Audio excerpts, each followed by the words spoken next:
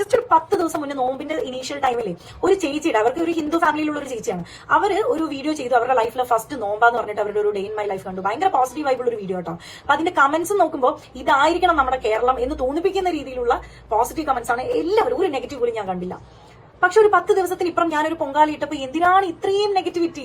ഇന്നലെ ഞാനൊരു പൊങ്കാല ഇട്ടു. നമ്മുടെ ആറ്റുകാൽ ദേവി ക്ഷേത്രത്തിൽ അമ്മയ്ക്ക് വേണ്ടി ഒരു പൊങ്കാല ഇട്ടു. അപ്പൊ പൊങ്കാലയ്ക്ക് ഇഷ്ടംപോലെ ആൾക്കാർ വന്നിട്ടുണ്ടായിരുന്നു കേട്ടോ. ഭയങ്കര തിരക്കായിരുന്നു. പക്ഷെ അതിനേക്കാൾ തിരക്കാണ് ഇപ്പൊ എന്റെ ഇൻസ്റ്റാഗ്രാം, ഫേസ്ബുക്ക് കമന്റ് സെക്ഷനിൽ നെഗറ്റീവ് പറയാൻ വേണ്ടിയിട്ട് ആൾക്കാർ നിൽക്കുന്ന ക്യൂ. ഞാൻ 12 വർഷത്തോളം LKG മുതൽ 10th വരെ ഞാൻ പഠിച്ച സ്കൂൾ എന്ന് പറയുന്നത് ചിന്മയ വിദ്യാലയയിലാണ്. അപ്പൊ ചിന്മയ അറിയുന്നവർക്ക് അറിയാം, ഞങ്ങളുടെ ഒരു ദിവസം സ്റ്റാർട്ട് ചെയ്യുന്ന ഗായത്രി മന്ത്രവും സരസ്വതി സ്തോത്രവും ഭഗവത്ഗീതയും ഹനുമാൻ ചാലീസയും ഒക്കെ വെച്ചിട്ടാണ് ഒരു ദിവസം സ്റ്റാർട്ട് ചെയ്യുന്നത്.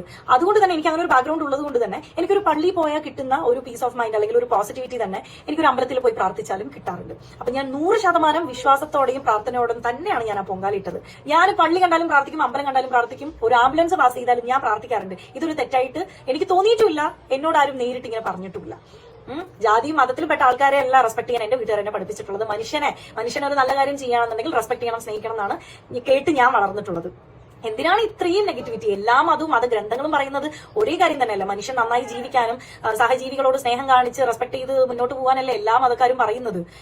പറ്റുകയാണെന്നുണ്ടെങ്കിൽ നമ്മുടെ ചുറ്റുവട്ടത്തുള്ളവർ ഉള്ളവനില്ലാത്തവനെ ദാനം ചെയ്ത് അപ്ലിഫ്റ്റ് ചെയ്ത് കൊണ്ടുവരിക, സ്നേഹിക്കുക എന്നൊക്കെ തന്നെയല്ലേ. ഇതിനിടയ്ക്ക് എന്തിനാണ് ഇത്രമാത്രം നെഗറ്റിവിറ്റി? എന്തിനാണ് ഇത്? 2026 ആൾക്കാർ പല വിധത്തിലായിരിക്കും, പല വിധത്തിലുള്ള ഐഡിയോളജി ആയിരിക്കും, വിശ്വാസമായിരിക്കും.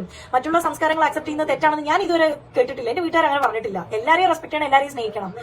ഇത് നമ്മുടെ ജീവിതമല്ലേ. അങ്ങനെ ഇപ്പൊ എന്തെങ്കിലും തെറ്റ് ചെയ്തിട്ടുണ്ടെങ്കിൽ അതിൽ ഞാനും ദൈവവും തമ്മിലായിക്കോട്ടെ, അത് നമ്മളും ദൈവവും തമ്മിലുള്ള ഒരു കോൺട്രാക്ട് അല്ലേ. നിങ്ങൾ എന്തിനാണ് ഇത്രത്തോളം വിഷമിക്കുന്ന, കരയുന്നത് എന്തിനാ?